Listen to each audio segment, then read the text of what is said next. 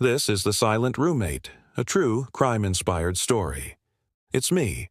Let me introduce you to our killer. Rachel is a 30-year-old who is charming, funny, beautiful, but also cold, calculating, and sadistic. She has an urge to collect things, and she can't resist a good mystery. But we'll let you into a little secret. Rachel collects more than just rare stamps and vintage board games. She collects bodies. She lures her victims to their deaths by placing fake rental listings online and targets naive young women so that no one will miss them when they disappear. But Rachel is careful. She makes sure that the police never find any evidence of her crimes. She's patient, intelligent, and cunning. She knows how to frame her house so that the blood stays in and the cops stay out. Now, let's meet our victim, Sarah. She's a 24-year-old artist from Texas who's just graduated university. She's looking for a new life, a fresh start, and she thinks Brooklyn is going to be it. So she starts searching for a new flat on a popular rental website. And that's where she finds it. The perfect place, cheap rent, great location, and it even comes with a roommate, Rachel. They arrange to meet outside the apartment building. Rachel gives Sarah a quick tour. She shows her around the apartment, introduces her to her cat, Midnight, and explains that she works from home as a writer. Sarah is smitten. This place is great. Rachel is lovely, and she signs the lease right away. On the first night, Rachel shows Sarah her stamp collection. She asks her opinion on which ones are the rarest, and she beams when Sarah compliments her collection. Over dinner, Rachel tells Sarah about her unusual upbringing. She was raised by wolves in the woods. Well, actually, she was raised by her aunt after her parents died in a car accident. She misses the solitude of the forest, though. Sarah says understandingly, she loves being alone, too. After dinner, Rachel heads to her room and Sarah takes a look around. She unpacks her things and puts some of her paintings up on the walls. She wonders why Rachel hasn't put anything up yet. There are no pictures on the walls or on her desk. And she notices that the windows are covered with thick curtains, even though it's the middle of summer. She shrugs it off and heads to bed. But in the middle of the night, she wakes up to a loud crash from the room next door. She can hear Rachel talking to someone. She can hear her voice raised. Then she hears a scream, and then everything goes silent. Sarah goes back to bed, but she can't sleep. She lies there wondering what that noise was. Was it a fight? An animal? Maybe a dream? Then she remembers the scream. It definitely wasn't a dream. Then suddenly she hears a knock on the door. Sarah freezes. Who could it be at this hour? She looks over at Rachel's door. It's slightly ajar. She walks over and peeks through the crack. She can see Rachel kneeling on the floor and something in her hands. Something red. Sarah hesitates, then knocks on Rachel's door. Rachel looks up, startled, and quickly hides whatever she was holding behind her back. She opens the door, forcing a smile. "Hey, sorry," she says, her voice shaky. "Just decorating. Got carried away." She gestures to the room, motioning for Sarah to come in. "Don't come in," Sarah says, her voice shaking. "It's fine. I'm done. Don't worry." Rachel closes the door. Sarah leans against it, her heart pounding. She doesn't want to go inside. Not tonight. In the morning, Sarah makes breakfast. She can hear Rachel moving around in her room. She tries to ignore it, but she can't help listening in. She hears a splash, a bang, a crash, then silence. Sarah walks into the kitchen. Rachel is sitting at the table, calmly eating cereal. "Everything okay?" Sarah asks. Rachel nods, still eating. Sarah shakes her head, unconvinced. Later, Sarah is packing up her things. She needs to get out of this apartment.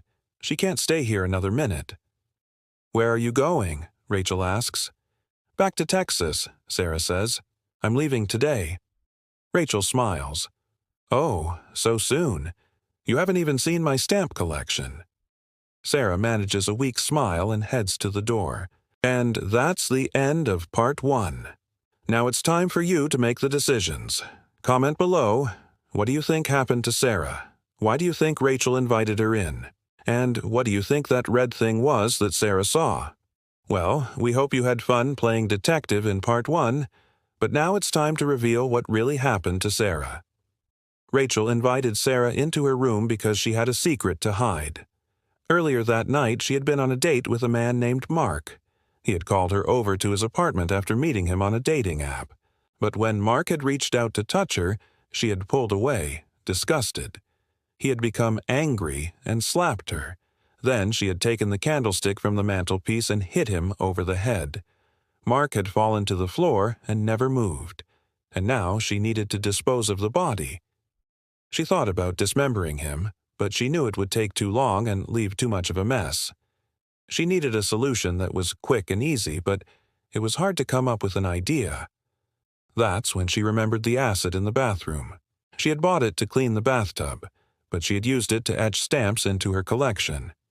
She poured the acid into a bowl, put the candlestick down, and watched as it dissolved the flesh. The smell was terrible, but she knew it was worth it. Soon enough, all that was left of Mark was a pile of bones. She carefully placed them in a plastic bag and hid them under her bed. In the morning, she woke up to the sound of screaming. It must have been a nightmare. She rubbed her eyes and headed to the kitchen to pour herself a cup of coffee. When she entered the kitchen, she saw a pair of feet under the table. She gasped. She couldn't believe what she was seeing. There was a person hiding under the table. Sarah! How had she gotten there? Rachel froze. What should she do? Call the cops? Try to talk her out? Slowly, she approached the table and asked, "What are you doing?" Sarah jumped out, startled. "What?" "Oh, nothing," she said. "I just tripped and fell. I didn't mean to hide under the table." Rachel could tell Sarah was lying, but she didn't want to call the cops. She knew they wouldn't believe her story. Instead, she invited Sarah into her room and showed her the collection of candles and herbs. She told Sarah that she used them to attract love and money. Sarah listened intently, pretending to be interested. All the while, she was thinking of a way to escape. As the minutes passed, Sarah knew she had to act fast. She couldn't stay in the apartment another minute. She had to get away. Suddenly, she felt a sharp pain in her leg. She looked down and saw a needle sticking out of her skin. She cried out. "What did you do?" she asked. Rachel smiled. "Don't worry," she said. "It's just a little present from me to you, a souvenir." Then she explained that she had laced the tea with a sleeping potion and that she would keep Sarah company for the rest of the night. But Sarah was already feeling the effects of the drug. Her eyelids were getting droopy. She could barely keep her eyes open. "Don't fall asleep," she whispered. "Don't trust her." But it was too late. The darkness was creeping in and she couldn't fight it anymore. Sarah passed out. When she woke up, she was lying on the floor. Her head was pounding. She tried to stand up, but Rachel pushed her back down. "Stay down there," she hissed. "You're not going anywhere." Then she walked out of the room, leaving Sarah alone in the dark. Sarah struggled to her feet and ran to the window. She threw it open and jumped out. She landed on the fire escape and ran down the building. As she reached the ground floor, she heard sirens in the distance. Maybe she had been right about Rachel. Maybe she was a monster. Maybe she had killed Mark after all. Just then, a cop approached her. "Can I help you?" he asked. "Yes," Sarah said, her voice trembling. "I need your help. I think my roommate is a killer." So now it's time to make the decisions. Do you think Sarah is telling the truth? Should the cop investigate further? What do you think Rachel did with Sarah? Well, it turns out that Sarah was right. When the police searched Rachel's apartment, they found Mark's body under the bed.